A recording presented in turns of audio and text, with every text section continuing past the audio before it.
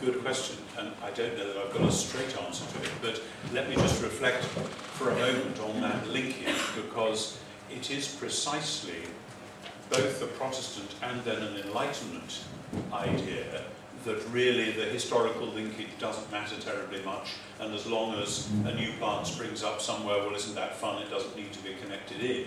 And as I said about communion services with the television, you know, being the medium, I worry about churches that have no actual, tangible, visible link elsewhere, because the parable of the sower remains, you know, front and centre in Mark's Gospel, and also in lesser degree in Matthew and Luke.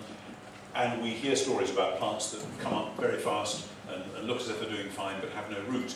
And I mean, okay, some Episcopal churches may end up appearing for a while to be all root and no fruit, and that's a problem too. But you don't actually enhance the fruit long term by cutting off the roots. And you know, I would say that, wouldn't I? But actually there is, it's not just, you know, propping up personal status here. I think I'm a bishop, I was prepared to be a bishop because I really do believe in the historicity, the thatness, the givenness, the physical flesh and bloodness of the people of God, and that those links really, really, really matter. So all of that. Now, what is a bishop doing when a bishop does mission orders or whatever?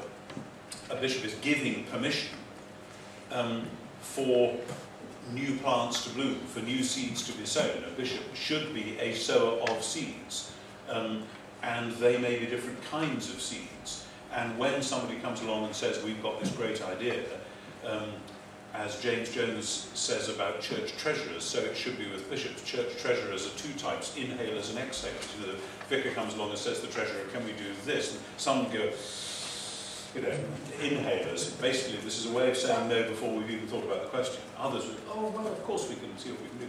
And bishops ought to be exhalers in this sense. Bishops ought to be saying, wow, this sounds like a good opportunity. Let's see how we can make it work and make coherent sense of it within the larger unit.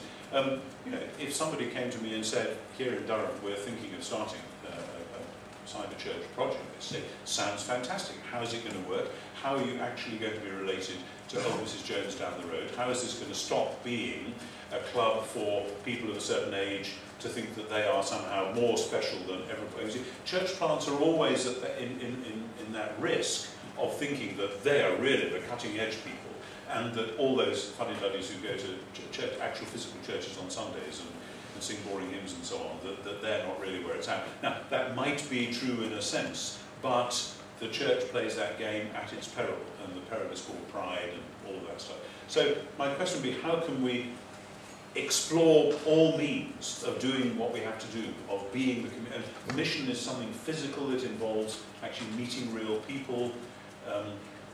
The danger with a danger at that point might be that the cyber culture would be a way of instantiating and solidifying a mission which was simply about conveying ideas to people's brains rather than actually conveying love to their bodies. Do you see what I mean?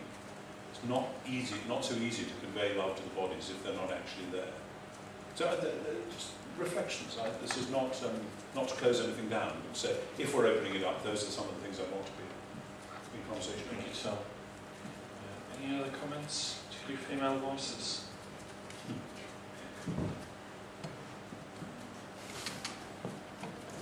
Andrews. Just to extend that last answer, we have a particular difficulty in keying in cyber communities to existing church structures, because bishops by definition are the bishop of somewhere, the bishop of Durham. So it's not quite a case of somebody within the Durham diocese saying, I have this idea for an online initiative. Last night a lot of us were met here worshipping.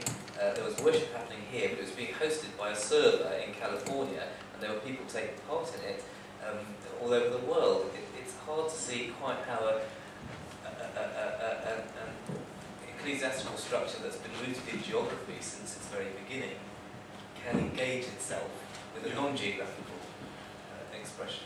Yeah, I do see that, and that is a fascinating challenge, but that's where I say, and I say it again, I'm actually quite worried about the rubbishing of geography, which I've heard in some quarters, not so much actually from the digital folk, but from, just wondering if that's my mobile phone trying to kick in, but from people who do mega church plants and are proud of the fact that people come in their private helicopters or whatever to churches, passing 100 churches on the way in. Of course, that happens even in a town like Durham. People drive past 3 churches to get to certain well-known churches, etc., etc. But it's bigger than just that. Geography matters because God made this world and does not intend to abandon it. And it seems to me the eschatology, which I and others have developed over a long time now, biblical eschatology of new heavens and new earth, is a way of affirming the goodness of this world, including of geography, and of actual locality. And one of the great gains of the last 10 or 15 years, it seems to me, is a theology of place. I think of John Inge's work, I think of Philip Sheldrake's work, I think of Oliver O'Donovan's work, the first 2 both done here in Durham. And a theology of place is actually a bit of a slap in the face to a casual laissez-faire Protestantism that says, you know, it doesn't matter, we don't have to be rooted anywhere. Having said that, and having said what I did about community services by television, of course, when people can't get to church, when people can't be part of a physical community, then television, radio, internet, whatever, is a wonderful thing. My mother has been in a nursing home the last 2 weeks. For most of that time, wasn't allowed to leave the room because she was infectious, picked up C. difficile in the hospital before, thank you very much, NHS, and so was completely shut in, and she's just not a shut-in person. So here's the television. She can actually enjoy singing along with hymns that people are doing. I'm not going to say that's substandard or silly or irrelevant. So yeah, why shouldn't you be worshipping along with people who are hosting in California? Sorry, there's a I can feel a supplementary question. I buy the significance of geography. The question is quite a practical one. For those of us here who still care about real life offline churches, who shall we talk to within the real life church? It's a question of how do you go on. It's all right talking about place. Yeah. I'm just thinking about all dialogues going on in the church in England about parish systems and all that. But actually, when you think about cyberspace, there's a different sense of place. And I would agree with you. I think you're absolutely right about rootedness. I think you're absolutely right about embodiment. But when you're forming communities across the world with different cultures that you can't explain to other Christians. Yeah. Can I just repeat this question so it gets on the air? When you're forming communities across the world, cultures you can't explain to other Christians, then yes, rootedness, yes, embodiedness, yes, place, but what else is going on here? And I suppose I want to say, this sounds to me like a fantastic opportunity, but I'm not quite sure what it's an opportunity for, because if it's an opportunity to create, I was going to say pseudo-communities, they're not meant to be rude, but virtual communities which both are and aren't real communities, then we need to talk about what's lost as well as what's gained if we're to be real about it, if we're to be discriminating about it. Otherwise it just becomes playing at worship.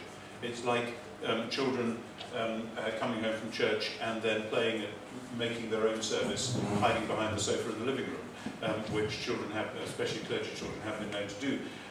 Is it a form of play, or is that a good thing in view of what I said before about play? Would that be actually, well, why shouldn't we play at it?